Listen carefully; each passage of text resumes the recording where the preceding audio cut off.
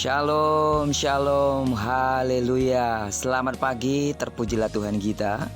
Di pagi yang cerah ini kita patut bersyukur karena dalam anugerahnya Dia telah memberikan kita satu hari lagi, tepat di hari Kamis tanggal 10 Juni tahun 2021. Adalah doa saya bahwa di sepanjang hari yang luar biasa ini sampai terbenamnya matahari, segala pengalaman dan pergumulan yang kita hadapi akan semakin memurnikan dan mendewasakan iman kita. Dan kita semakin menikmati kebersamaan dengan Tuhan karena memang Dia adalah Allah yang Immanuel. Amin. Saat ini kita sama-sama kembali meneduhkan hati kita untuk merenungkan firman Tuhan yang akan menjadi pedoman dan pelita hidup kita dalam menjalani hari ini.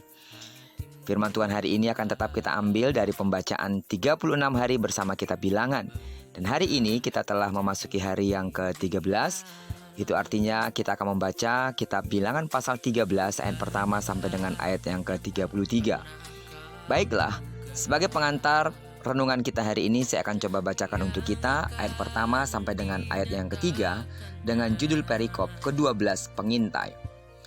Tuhan berfirman kepada Musa, "Suruhlah beberapa orang mengintai tanah Kanaan yang akan kuberikan kepada orang Israel. Dari setiap suku nenek moyang mereka haruslah kau suruh seorang, semuanya pemimpin-pemimpin di antara mereka." Lalu Musa menyuruh mereka dari padang gurun Paran sesuai dengan titah Tuhan. Semua orang itu adalah kepala-kepala di antara orang Israel. Saudara, kita tahu dengan jelas bahwa Allah berjanji untuk memberikan tanah Kanaan kepada bangsa Israel. Namun sebelum mereka menduduki, mereka terlebih dahulu harus mengadakan pengintaian. Oleh sebab itu, Musa melepas 2 orang pengintai yang terdiri dari perwakilan masing-masing dari 12 suku Israel untuk mengintai tanah Kanaan, tanah yang dijanjikan Allah untuk dimiliki oleh orang Israel. Pengintaian ini sangat diperlukan dengan tujuan untuk mengamat-amati bagaimana keadaan negeri itu, apakah bangsa yang mendiaminya kuat atau lemah, apakah mereka sedikit atau banyak, dan bagaimana negeri yang didiaminya, apakah baik atau buruk, bagaimana kota-kota yang didiaminya, apakah mereka diam di tempat-tempat yang terbuka atau di tempat-tempat yang berkubu, dan bagaimana tanah itu, apakah gemuk atau kurus, apakah ada di sana pohon-pohonan atau tidak. Dan pesan terakhir buat mereka adalah, tabahkanlah hatimu dan bawalah sedikit dari hasil negeri itu. Saudara yang kekasih dalam nama Tuhan Yesus dan jemaat Tuhan, maksud Allah memerintahkan mereka untuk mengintai bukan untuk menakut-nakuti, tetapi supaya mereka tahu dengan mata kepala mereka sendiri bahwa apa yang dijanjikan Allah itu baik, dan supaya iman mereka berkobar-kobar sehingga mereka siap untuk menduduki tanah perjanjian itu. Sebab bila mereka tidak memiliki iman, tidak mungkin mereka bisa menaklukkan penduduk asli Kanaan yang notabene keturunan raksasa. Bukankah kita juga memiliki janji-janji Allah? Amin. Seperti yang dijanjikannya kepada kita dalam firman-Nya.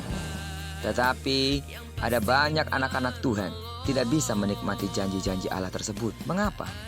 Karena mereka tidak pernah mengintai janji-janji Allah, alias membaca dan merenungkan firman Allah.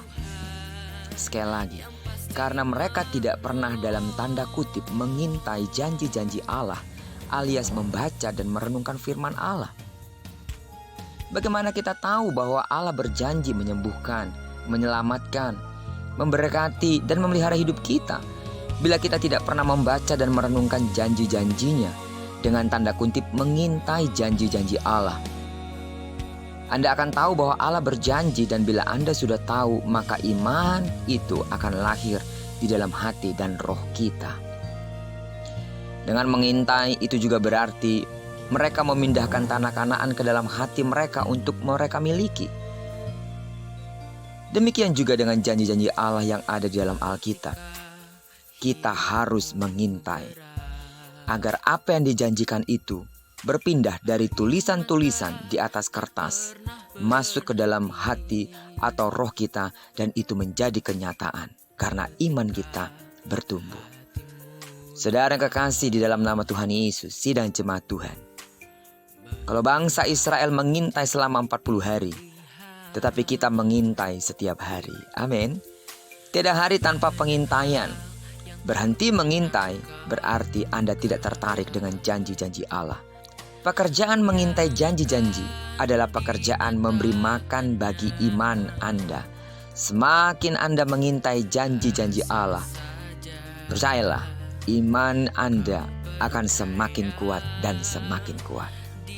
Sidang jemaat Tuhan, mulut itu untuk berkata-kata, mata itu untuk melihat, janji Allah untuk direnungkan dan dialami. Amin. Puji Tuhan. Jadilah menjadi sidang jemaat Tuhan, anak-anak Tuhan yang selalu mengintai janji-janji Allah di dalam Alkitab. Firman-Nya akan terus menyatakan bahwa Tuhan kita telah berjanji untuk memberkati, untuk menyertai, menyembuhkan, dan melakukan apa saja yang kita butuhkan, karena memang kita dipelihara baik oleh-Nya. Amin. Diberkatilah kita sepanjang hari ini, dan kiranya apa yang dijanjikannya menjadi nyata atas hidup kita, bahwa apa yang dikerjakan tangan kanan dan tangan kiri kita dibuatnya berhasil. Kemanapun kaki kanan kaki kiri kita melangkah, di sana kemuliaan Tuhan akan dinyatakan. Dan digenapilah perjanjiannya bahwa setiap kita sepanjang hari ini akan terus melihat kenyataan bahwa benar Dia menyertai hidup kita. Diberkatilah orang-orang yang kita kasihi, dan diberkati pula orang-orang yang kita cintai dimanapun mereka berada. Terpujilah nama Tuhan. Shalom.